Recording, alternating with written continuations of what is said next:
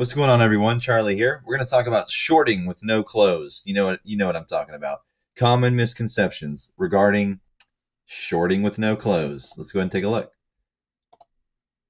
Now, I know the community's all hell bent on this, but you have to understand there are rules that need to be read. There is documents that are outlined, and if you got to understand, if shorting with no close wasn't already known by the SEC, they wouldn't have implemented these rules. They know it exists, they know it happens, and this video might teach you something about it. Now, let's talk about Regulation Show. Rule 203 from Regulation Show prohibits a broker-dealer from accepting a short sale order unless it has arranged to borrow the security or has reasonable grounds to believe that it will be able to borrow it before the settlement date. It also requires the broker-dealer to enter into a bona fide borrowing arrangement before executing an order to short sell any equity security that has been identified as a threshold security. Now, bona fide means in good faith, and we'll get to what that means specifically in a minute.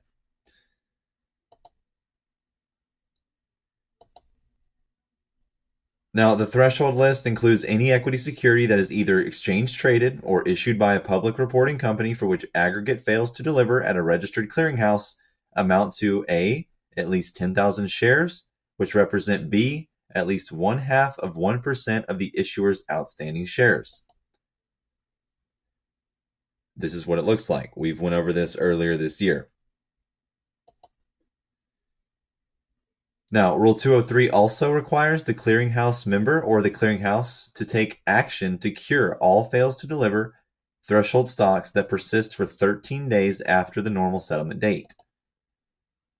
The SEC proposed regulations show out of concern that the existing rules restricting naked shorting had not been effective in preventing abuses. However, the existing affirmative determination rules and the new rules under regulation show accept short sales executed by specialists and market makers engaged in bona fide market making activities, which provides a potential loophole.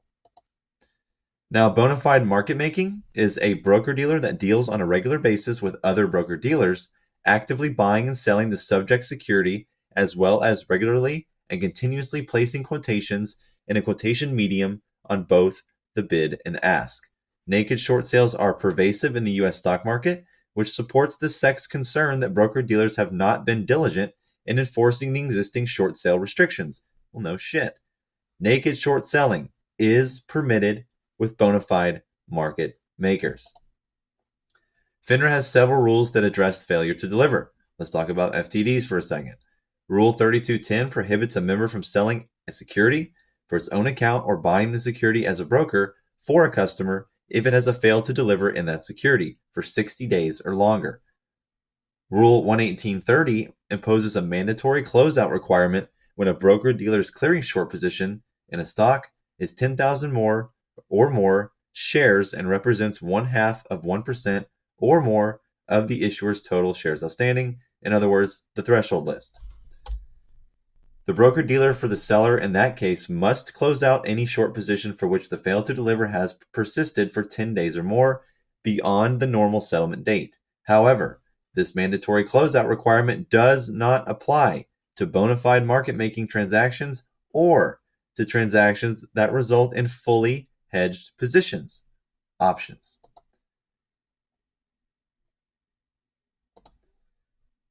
So, this mandatory closeout, again, does not apply to bona fide market making transactions or to fully hedged positions. This is because market making provides liquidity to the market, permitting the use of naked shorting, which is different than abusive naked shorting.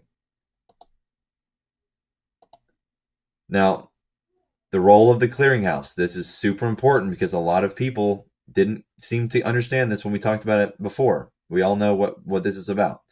Naked short selling could not occur, or at least not persist, if the stock purchaser or the clearinghouse insisted on taking delivery of the shares. Most common stock transactions in the U.S.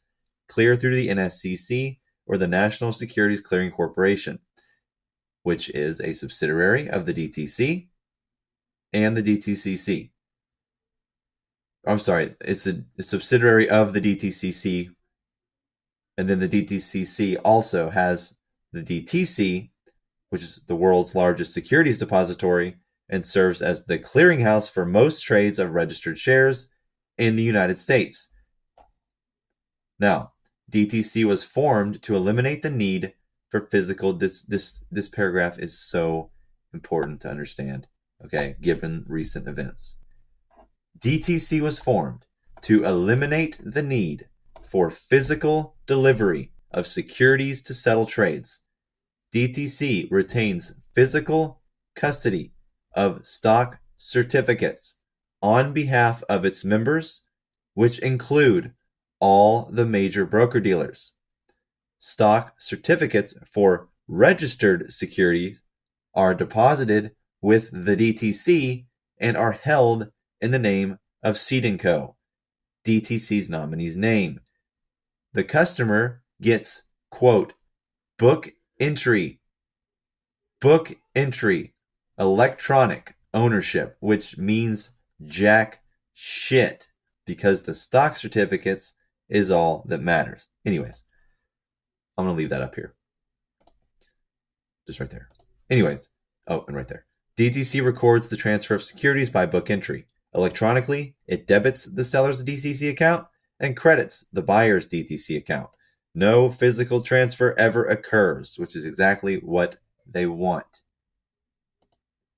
Now, NSCC works in conjunction with the DTC to provide centralized clearance and settlement for broker-to-broker stock trades in the U.S. The NSCC clears and settles transactions through the Continuous Net Settlement System, which is the CNS system. And now this is the problem, right? It guarantees completion of the transactions. That right there is the crux of the issue. It guarantees completion of the transaction by assuming A, the obligation of the buyer to pay for the shares upon delivery, and B, the obligation of the sellers to deliver the shares. They're counting on both of those things happening. So the fact that they guarantee that, obviously, the people that don't qualify for bona fide market making are going to take advantage of that and game it, which is likely what they've been doing.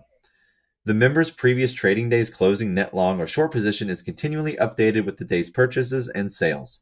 At the end of the trading day, the member's updated net long or short position in each stock is communicated to the DTC for overnight processing.